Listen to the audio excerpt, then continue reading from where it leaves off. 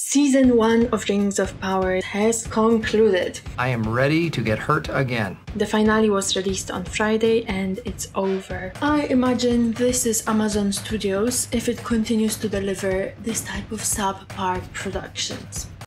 I declare bankruptcy! The finale has aired and we know Halbrand is Sauron. Tell me your name. I have been awake since before the breaking of the first silence. In that time, I have had many names. And what is even worse, he remains one of the only acceptable characters showing any amount of facial expressions and having a storyline. Although how much he has left in common with Tolkien's Sauron remains questionable. The wizard, yes, he appears to be Gandalf, and in episode 8 has demonstrated yet another superpower of Galadriel. She is now the Sherlock Holmes of Middle-earth. Not until you tell me who you are. You know who I am. Who you really are. For me, the series has been the biggest disappointment of the year so far. Some more generous viewers have called it mediocre and mundane, while the fans of Lord of the Rings assess this series as absolutely abysmal, pointing out inconsistencies in the script, terrible dialogue, and problems with the pace of this show. A thief of joy.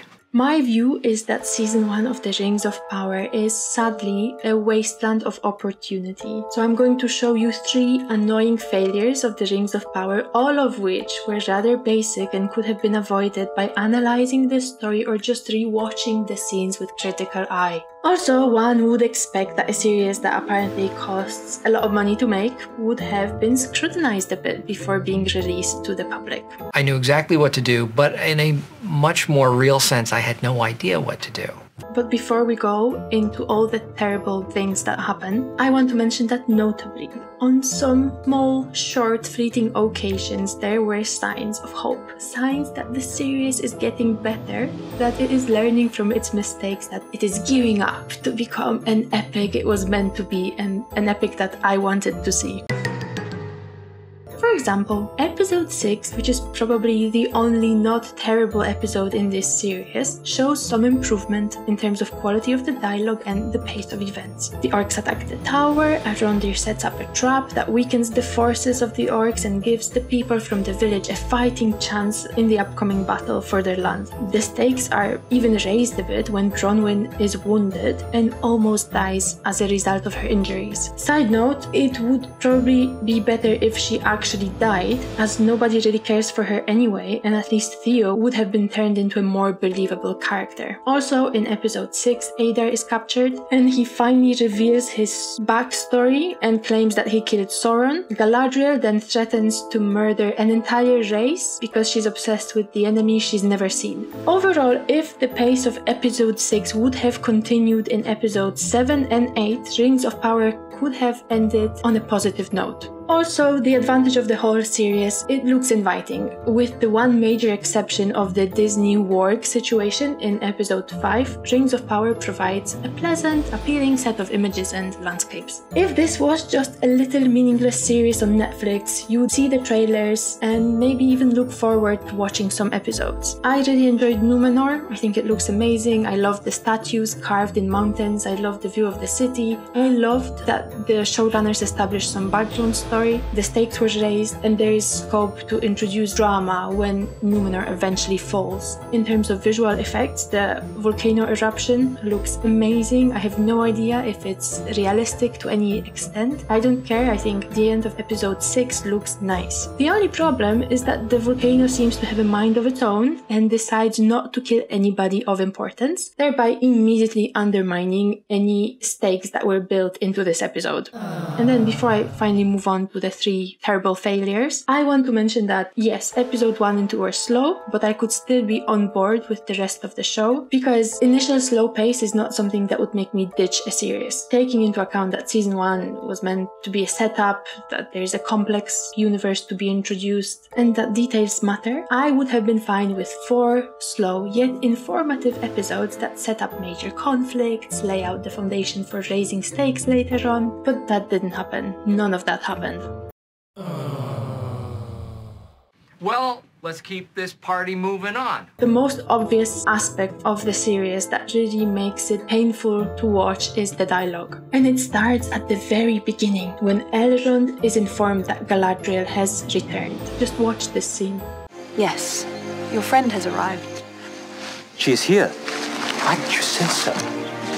She just said it. This trend of artificial conversations that are neither natural nor explained by the circumstances continues and intensifies. Here's Galadriel and Elendil and the pointless exchange about riding horses, which sadly will be followed by an incredibly long scene of Galadriel riding on a horse. Hall of Law, how far is that? Quarter day's ride. What is it you seek? Did you say ride? And here's another example, a very strange dialogue that I suspect was meant to sound deep, meaningful, and somber, but ends up being stupid. Galadriel is traveling on a Númenórean ship to Middle-earth. She asks Elendil about his wife. What do you think happens? Does Elendil reply something that a normal person would say? No, of course not. He out of nowhere goes on a rant about the sun rising over the east and about sailing into the dawn. We're sailing into the dawn and yet to me, it feels like the coming of night. And then randomly adds that, oh yeah, his wife drowned. She drowned. Episode 8 has brought even more painful dialogue, much reminiscent of Dory from Finding Nemo. What are we to do? The only thing we can do. Swim. Just keep swimming, just keep swimming, just keep swimming, swimming, swimming. What do? We swim. I could go on and show you so many examples of this bizarre trend of cryptic answers that were meant to add character to this series but end up being ridiculous. But I think you get the point. Essentially, if you're into quality of the dialogue, don't watch this show. The second persistent issue that continues from episode 1 to the end of episode 8 is that the characters are just unlikable. The way the story unfolds, it seems that as an audience we were meant to like and enjoy the hobbits, yet they end up being the most evil group in this series. First of all, they're all hypocrites. In one scene, they hop around in the forest singing, "Nobody goes off trail, nobody walks alone." Nobody goes off trail. That's right. Then 5 minutes later we learn that they leave behind any hobbit that becomes a burden or that annoys them. We remember those from prior migrations who fell behind. In life, we could not wait for them. But it's okay because they carry them in their hearts and memories. They likewise will be carried with us in our hearts and in our memories. So the fact that they're leaving their friends and family to die is okay. Right? What is wrong? Who's to say? The other problem with hobbits is that they seem to switch alliances and opinions so fast and for no particular reason. In episode 3, Nori and her family are basically left behind because of taking care of the stranger. Malva, one of the hobbits, demands that the Brandyfoots should be decaravanned because they broke some sort of law, meaning she wants them dead. Our laws are clear. Any Harfoot that breaks them is to be decaravanned. Yet then, in episode 7, that very same Malva demands that the hobbits help the wizard and go and find him in the nearby human settlement. But what has changed in her attitude? We do not know. We have seen nothing that would cause this major shift among the hobbits. If a trail finder were to go with them, Brandyfoot Girl was right to help him. Was right all along. And if you think Malva Meadowgrass is too proud to admit it, well, what's the good of living, Sadok? On a similar note, Nori is initially all about adventure and freedom. Good little Harfoots. Stick to the path, flee every danger, heaven forbid. We explore something new for Eleanor once. Kellermark Brandyfoot. And then, as a result of her own stupidity, she is hurt, and suddenly she becomes the biggest proponent of crazy hobbit traditions. Much like the hobbits seem to be intensely evil small creatures with big eyes, Galadriel is also revealed to have genocidal aspirations. When she captures Adar after the battle with the orcs in the Southlands, she threatens she will kill off all of his children. No, more than kill off his children. She will make them burn alive by exposing them to sunlight. Perhaps we should bring our prisoners into the sunlight. And she will make Adar watch to cause him suffering. You shall be kept alive, so that one day, before I drive my dagger into your poisoned heart, I will whisper in your piked ear that all your offspring are dead. Now, this, I believe, was intentioned as some sort of dark moment of temptation, but actually Galadriel has been acting evil and stupid for a long time now, so she just becomes more unlikable. The biggest flaw that makes this series so disappointing is that characters seem to be empty shells with no real motivations. A season of a TV series is so much longer than a normal feature film that my biggest hope for the Rings of Power was to see a complex plot with a solid and diverse set of characters who are confronting their fears and weaknesses and then change in face of adversity. I did not even care if the main characters in the Rings of Power are particularly connected to how Tolkien wrote them. I thought overall we should give showrunners a creative license to do whatever they want, as long as it ends up being engaging, as long as they make me care for what they made. There are all kinds of destinies in Middle-earth, and Theo's is yet to be written. We'll have to see where he ends up. Let's take a quick look at one of the characters in the Rings of Power. Also, keep in mind that according to Amazon, Rings of Power brings to the screen heroic legends of the fabled Second Age of Middle-earth's history. I'm going to skip Galadriel because I have nothing left to say about how badly her story was handled. But she was the character with the most potential and ended up being the most tedious, dislikable and artificial lead ever seen. Her evil nature is on par with Sauron. So we will look at Bronwyn. Overall, it seems like the goal of Bronwyn is to release the people of the Southland from shackles of history.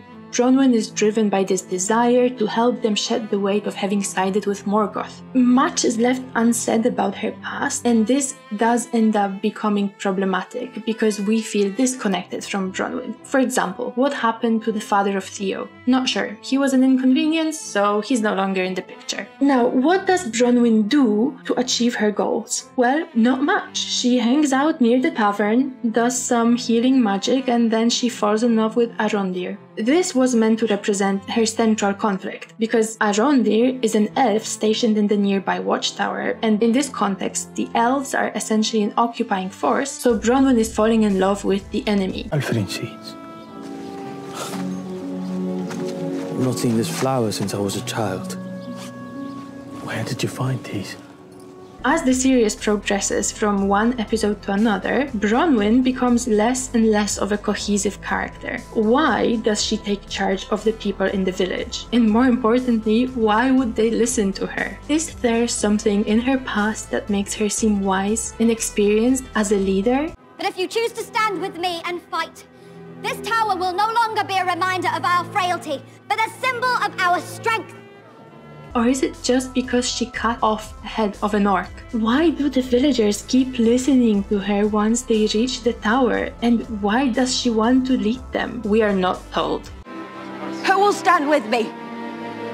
Who among you will stand and fight?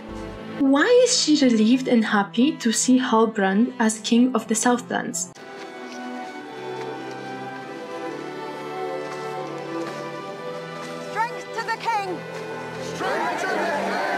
Again, we are not told. These missing pieces of information are becoming important because the series, being slow-paced, could have been excused if it was all to avoid these problems of lack of context. I wonder, more importantly, what is Bronwyn's personal flaw?